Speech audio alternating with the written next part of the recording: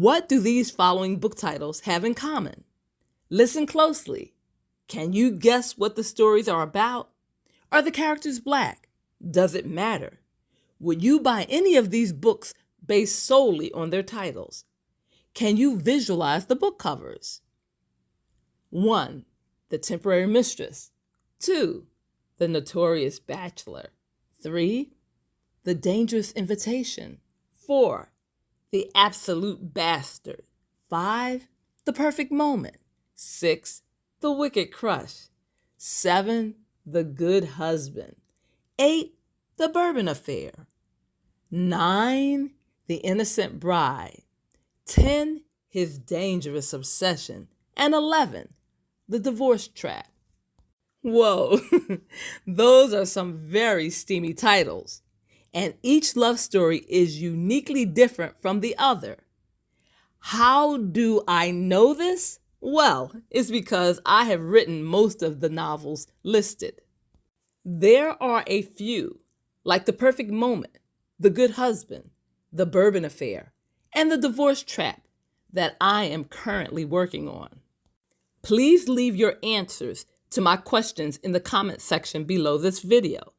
I'd be happy to read your responses. All of the titles thus far consist of 3 words: an article, an adjective, and a noun. I can't promise that the pattern will continue, but let's see. The Temporary Mistress is the first novel in my romance line, Red Velvet Delight Romance. All of these titles are arranged in chronological order, and they are a part of an ongoing imprint of books that I have modeled after the Harlequin romance line. You see, I love reading category romances. These are formulaic novels that follow a written structure. There are certain beats that these stories have to hit in order to qualify as a category romance. Usually, it starts with the cute meet. This is the first time the couple meets. And it ends with the happily ever after, or the happy for now. You can also throw in a trope for fun. A few of my favorite tropes are the masquerade trope, the kidnapping trope, the revenge trope, the older woman, younger man trope, and the rags to riches trope. What are some of the tropes that you like to read about? I created the Red Velvet Delight romance line because I desperately wanted to write for Harlequin romance, but the manuscripts I submitted to them were rejected. All of them. Of course, this crushed my heart, but I shook off the rejection. After all, I have received lots of rejection letters at the beginning of my writing career. And as I stated in the video, writing medical romances with a fairy tale twist, make sure you check out that video. The editors at Harlequin emailed me a positive rejection letter, if such a thing is possible, and it is. I took the rejection in stride and decided that if I can't write for Harlequin romance, then I just better start my own publishing company and start my own romance line. And that's exactly what I did. The Red Velvet Delight romance was originally called Red Velvet Delight, but someone already had that name, so I had to attach romance to the end, and then I eagerly began writing my stories. These novels have a word count of 20,000 to 60,000. The covers feature attractive men and women, and as you can see from the cover design, these novels are evolving with time. Let me know which covers you like the best. The reason this video is important to me is because I want writers to know that sometimes publishing houses won't see your storytelling vision.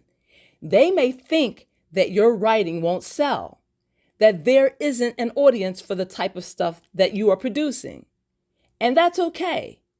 Everybody won't see or won't get your vision, but it is important that you, as a writer, find your publishing niche and produce your work, regardless of whether a publishing house is behind you or not.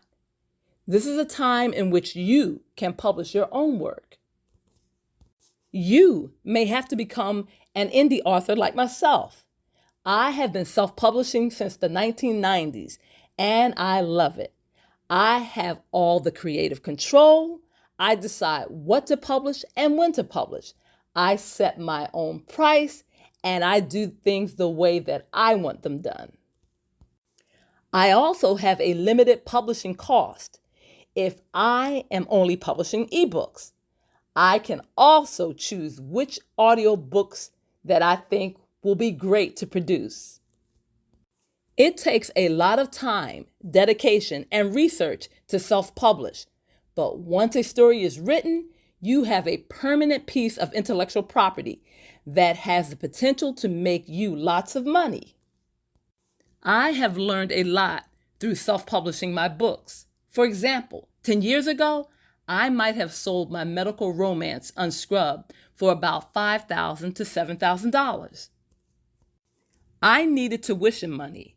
I had 4 children in Catholic school.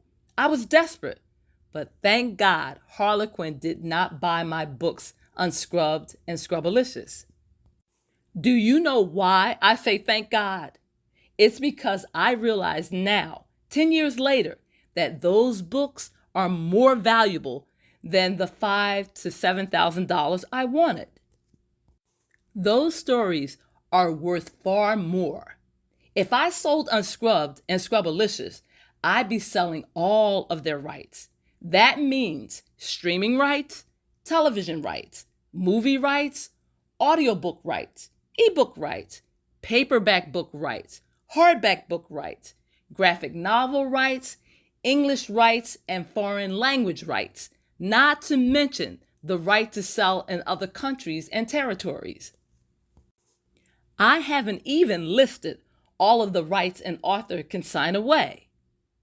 I am currently working on Scrubbalicious and Unscrubbed.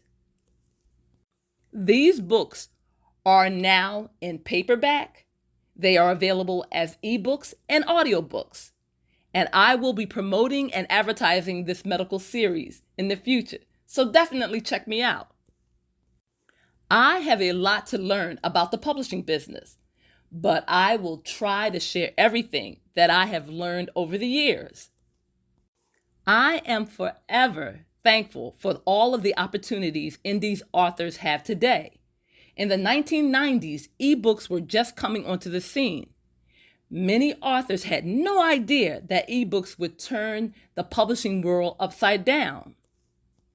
Ebooks have leveled the playing field in the publishing world. Independent writers, such as myself, have a free distribution network that can place our books in the hands of people all around the world. And I am so happy about that. The writers before me had a hard time printing their books and distributing them because of limited money and other resources.